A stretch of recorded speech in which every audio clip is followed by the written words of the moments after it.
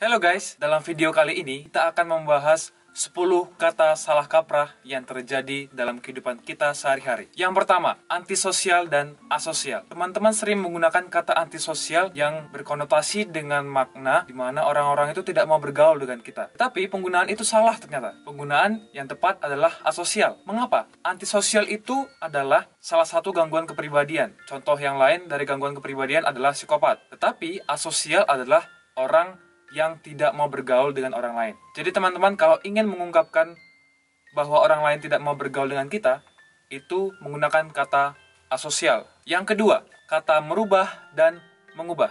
Merubah sebenarnya kata yang salah yang sering kita ucapkan sehari-hari. Karena yang tepat adalah mengubah. Mengapa demikian? Kata dasar dari merubah adalah rubah. Sedangkan rubah itu sendiri adalah hewan. Sedangkan kata dasar dari mengubah adalah ubah. Nah, jadi penggunaan kata merubah dan mengubah itu sangat berbeda.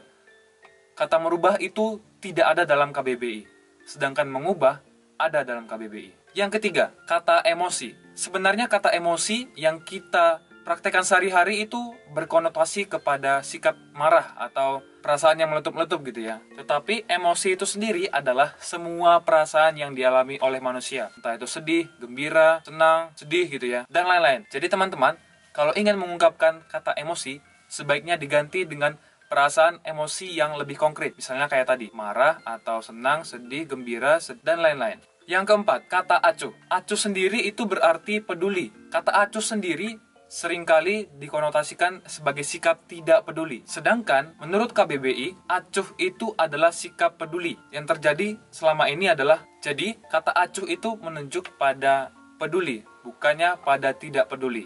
Yang kelima, 0 dan 0. Penggunaan kata 0 dan 0 itu sering ditukar-tukar. Penggunaan kata 0 itu menunjuk pada angka, numerik gitu ya. Sedangkan kata 0 itu adalah keadaan di mana tidak ada. Ketika kita menggunakan kata 0 itu merujuk pada kata benda. Misalnya kita sedang mengisi pulsa, kita menyebutkan 08 bla bla bla, itu adalah penggunaan yang benar.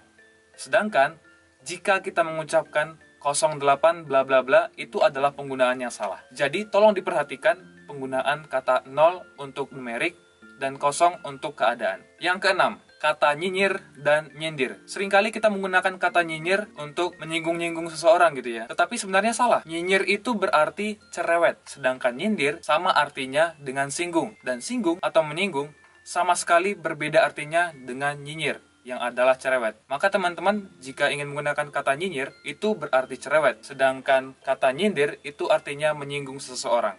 Yang ketujuh, kata mencolok dan menyolok. Penggunaan kata mencolok dan menyolok itu seringkali disalahartikan. Seringkali kita menggunakan kata menyolok, tetapi penggunaan kata yang benar adalah mencolok. Menyolok tidak ada dalam bahasa Indonesia yang baik dan benar. Jika kita mau membedahnya, kata dasarnya adalah nyolok. Sedangkan kata mencolok itu diambil dari kata dasar colok. Nah, penggunaan dua kata ini berbeda. Tetapi yang benar untuk digunakan adalah mencolok, bukan menyolok. Yang kedelapan, sopir dan pengemudi. Seringkali kita menganggap semua sopir adalah pengemudi. Semua pengemudi adalah sopir. Ternyata itu keliru. Sopir itu menunjuk pada profesi. Biasanya kan profesi dibayar ya. Tetapi kalau pengemudi itu adalah semua orang yang mengemudikan sesuatu. Jadi supir termasuk di situ.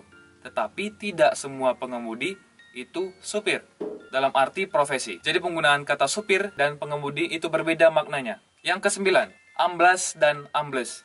Amblas sendiri sering dikaitkan dengan uang atau kegiatan perekonomian gitu ya. Amblas sendiri berarti habis. Sedangkan penggunaan kata ambles itu yang sering kita gunakan adalah ketika misalnya longsor, tanahnya jadi ambles gitu ya. Jadi ambles itu berarti tenggelam. Nah, penggunaan kata ini sering dibalik-balik. Atau misalnya orang mengucapkan ambles tidak sadar, kata amblas secara tidak sadar untuk penggunaan tenggelam, itu salah. Jadi penggunaan kata amblas adalah untuk uang atau sejenisnya, dan ambles itu untuk sesuatu yang tenggelam gitu. Misalnya seperti longsor. Yang ke-10, bergeming. Dalam penggunaan sehari-hari, bergeming biasanya diartikan sebagai sikap bergerak. Sedangkan arti yang sebenarnya dari bergeming adalah diam. Jadi, penggunaan kata bergeming sebenarnya menunjuk pada aktivitas diam. Sedangkan tak bergeming itu adalah aktivitas di mana kita bergerak.